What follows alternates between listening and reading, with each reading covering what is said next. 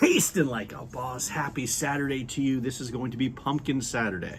That's right, there's going to be 4 reviews today. This is the first of 4 reviews, and they're all going to be pumpkin related, and I have Minerva here.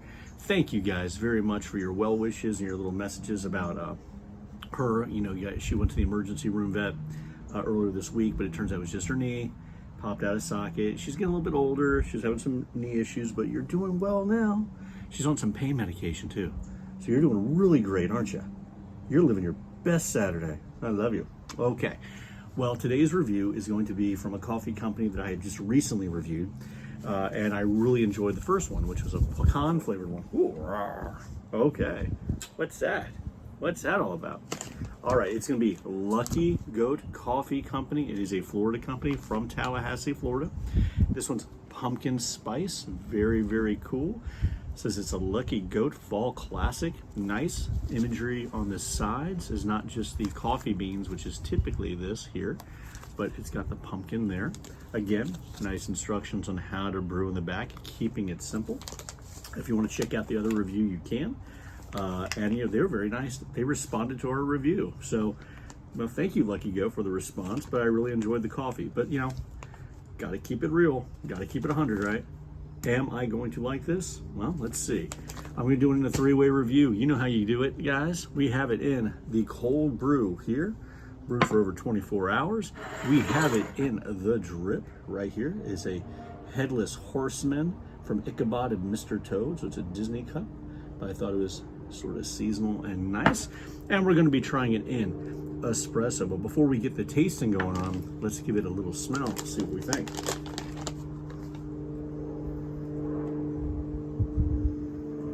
It smells really good.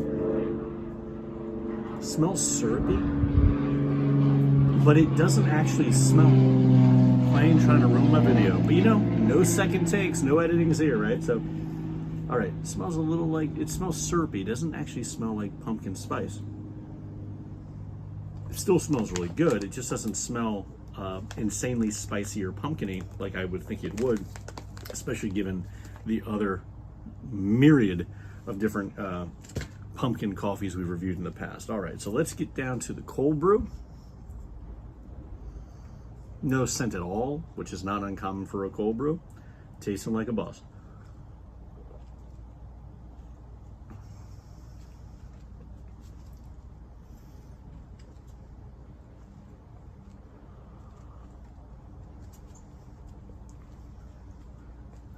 That's interesting, because it doesn't taste like your typical pumpkin spice. I like it. How can I explain it?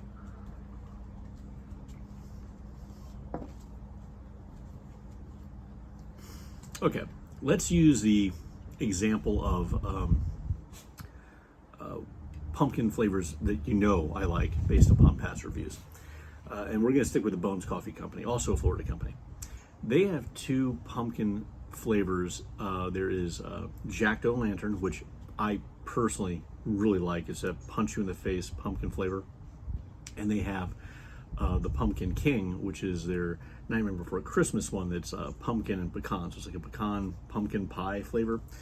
That has more of a dynamic flavor.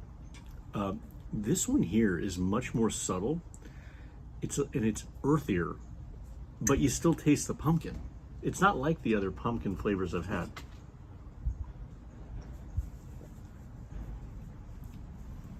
It's still almost tea-like, if that makes sense. It's not going to be a robust cold brew coffee. Yeah, that's the best way to explain it, I think. It's tea-like with pumpkin notes, but also earthy. I kind of like it, because it occupies a different space on the pumpkin spectrum, you know? You can get a little pumpkined out, right? So for me, you know, this is much better than the Disney one I had last year. This is, and I can say that because I wasn't a big fan of that one. The other pumpkin flavors I've tried are all different levels of just that pumpkin cold brew flavor. It's just who really does the best job on that flavor. But this one here, again, it's more adult, if that makes any sense. I'm concerned that the flavor won't be present in the other ones because it's so subtle and slight here. But I think for the fall moving forward, like if I'm thinking about what I would be doing next year, I'll probably have my go-to pumpkin coffees. And I think I'm going to add this as well, at least for the cold brew, on days in which I want to, you know, the days maybe we go to the corn maze when it's not 100 degrees outside, or if we decide to walk around Mount Dora, which is a beautiful little town here in the area, and I want to have a coffee with me that doesn't feel like it's just coffee, but more like a tea, where it's still a little warm, kind of like today, and you still want to have coffee, but you want it to be not like a breakfast blend, but light. So yeah, so thumbs up. Just occupies a complete different space than I thought it would. It really does. All right, let's move to the drip. Got it again in the Headless Horseman mug. Again, this has that nice coffee and syrupy smell, but I'm not really getting pumpkin spice. But let's see how it tastes. Tasting like a boss.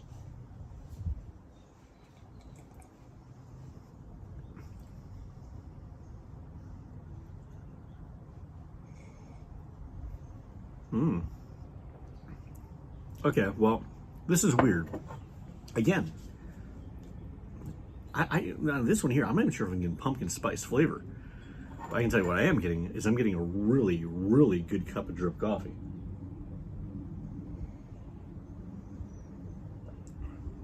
I mean, that is really good.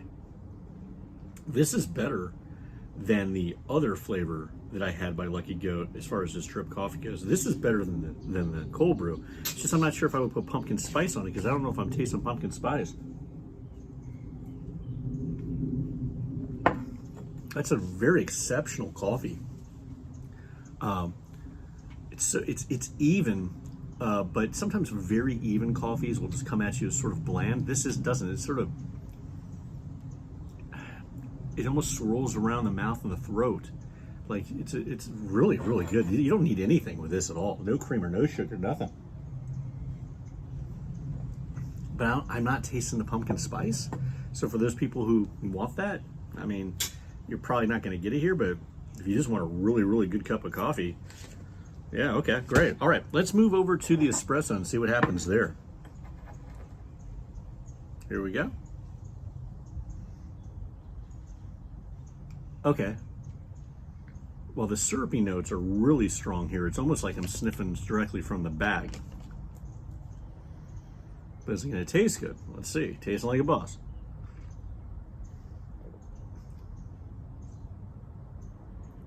Okay, well, interestingly, this is the one that tastes most like pumpkin spice, but even then it's still subtle. There's a little brightness in the beginning. It was giving me reservations, but then it's gone. That's really good. I mean, that's really good. Okay, so it's weird. It kind of moves in a weird order for me. I still think the drip is the best way to go in this format. Doesn't taste like pumpkin spice, but it's really good. The cold brew, nice to have a tea-like cold brew that has a subtle hint of pumpkin spice, but it's really subtle. You really have to search for it. If you're not told what it is, I'm not sure if you're going to know what it is. And then finally, when it comes to the espresso here, this is quite nice. This is something you may want to do. Put this to the side and have yourself a slice of pumpkin pie, a little whipped cream, have a little espresso there. Might be really nice. And I bet you could really highlight some of these flavors. I wouldn't touch the cold brew with this necessarily. Maybe a little cream on it if you wanted to pull out the cream flavors, but maybe a little nutmeg sprinkled or that pumpkin spice or cinnamon even, just dashed on top of the coffee, probably make it taste amazing. So anyway, this is another really good entry from Lucky Goat. It's still a trifecta, not as strong as the pecan one, but if you're wanting something different for the fall, and you've had the other pumpkin spices and you want something that's a little more refined, a little more adult, but still slight and makes a damn good cup of drip coffee, that's what you need. So until next time, which is coming very soon for number 2, keep tasting like a boss. Thanks so much.